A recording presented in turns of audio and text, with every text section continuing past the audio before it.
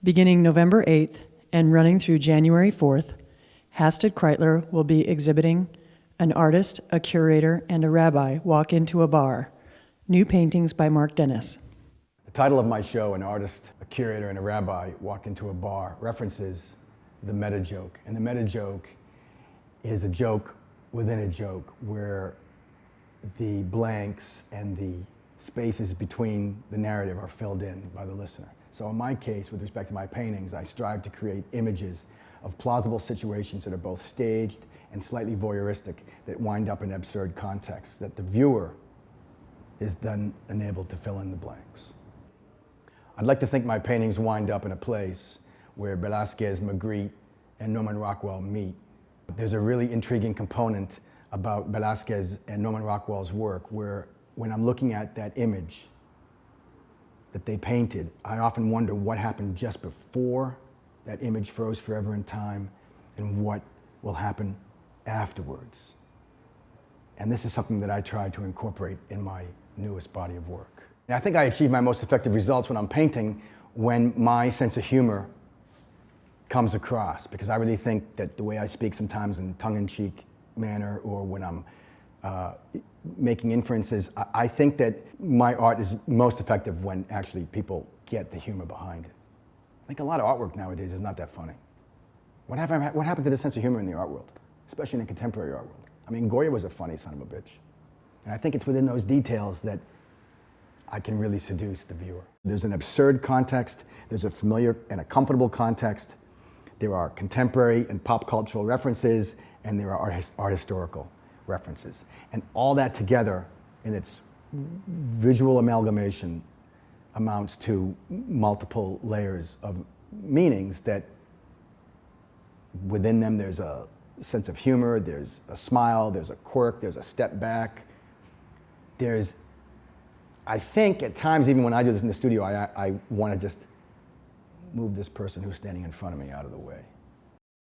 The End of the World, the painting where I reference Courbet's The Origin of the World, what I've done is I've placed a viewer in front, a girl, a female viewer, in front of the vagina of the painting by Courbet, where it sits on the wall at the Louvre in the exact frame in which it's housed. And what that reference is the underlying notions of voyeurism and how we visit galleries nowadays and museums nowadays, and there's always someone in front of us. We have to wait for them to move over. But I've noticed that I find myself just as intrigued looking at their hair, the back of their necks, their shoulders, whether it be male or female, in relation to the piece that I'm looking at. In my painting titled Uncontrollable Beauty, a massive pile of pink, reddish colored flowers. This has a really interesting story to it. I was in my studio showing a collector my works, and this individual asked me, after showing them a number of paintings, if I made sculpture. And I found it to be somewhat absurd, you know, but also, in a way, enlightening, kind of inspiring. It got me thinking. But I don't make sculpture. I never mentioned I make sculpture, but I was asked if I made sculpture. So in my mind, I processed the idea of if I did make a sculpture, what would it look like? And then I thought of that famous quote, a sculpture is something that you back up into when trying to get a better look at a painting. And I don't know if it was Barnett Newman, I don't really know who said it, but I've always loved that saying. And I thought I'm going to combine that, a little tongue-in-cheek humor, with the idea that I was asked if I made sculpture after showing this person only paintings and talking about painting. So this is my idea of if I were to make a sculpture, what it would look like. But rather than making the sculpture, I painted an image of that sculpture.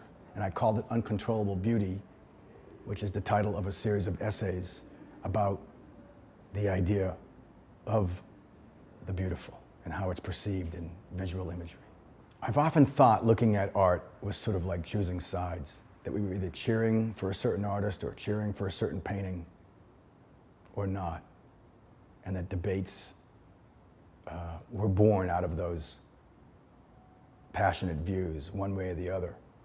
So as a sports fan and as an art lover, I combine these two notions of passion in the painting The Necessity of Judgment, where a Dallas Cowboy cheerleader, typically referred to as America's team, thus America's cheerleaders, a very fascinating group of women throughout the years who have cheered on their team. Here I present her standing in front of a painting that actually comments on, questions, and criticizes the feminine mystique as well as female beauty. And we don't know what her face is saying because we can't see it. We just see her from behind. But she is serving as our surrogate as we cheer on this painting, which has become a heroic painting. It's one of MoMA's best pieces. And it's really just a group of whores. In the piece titled Devotion, which depicts a bodybuilder painting on a massive wall juxtaposed with a very small image of an actual guard standing next to it. The idea behind that was, I often wondered in this digital age, in this day and age where we are actually viewing more things online than we are in person, if someone saw that painting online, they would probably believe that the painting that they're looking at is not the whole thing in its entirety, but rather the piece on the wall within the painting. And this prompted the whole idea of the meta joke, that what you're looking at is hard to believe. Did Marc Dennis really make a painting of a bodybuilder that size? And where is it if he did? I've never seen it. And yet it's really not that big, it's relatively small, diminutive in fact, compared to what one might perceive online. But the idea was that I was taking all those underlying notions that we have from looking at artwork online, trying to figure out the scale of those things, and playing with the visual relationships. Why is it important to have a guard standing next to a work of art, or a painting in this case, in my case? And so the idea of having a guard standing next to a painting is to create an absurd context, because you're wondering again, why? But at the same time, you're believing in the lie that it's telling about the sanctity of that work. And that to me fascinates me, how we believe, how we're so easily manipulated. View the works of Marc Dennis at Hasted-Kraeutler from November 8th through January 4th.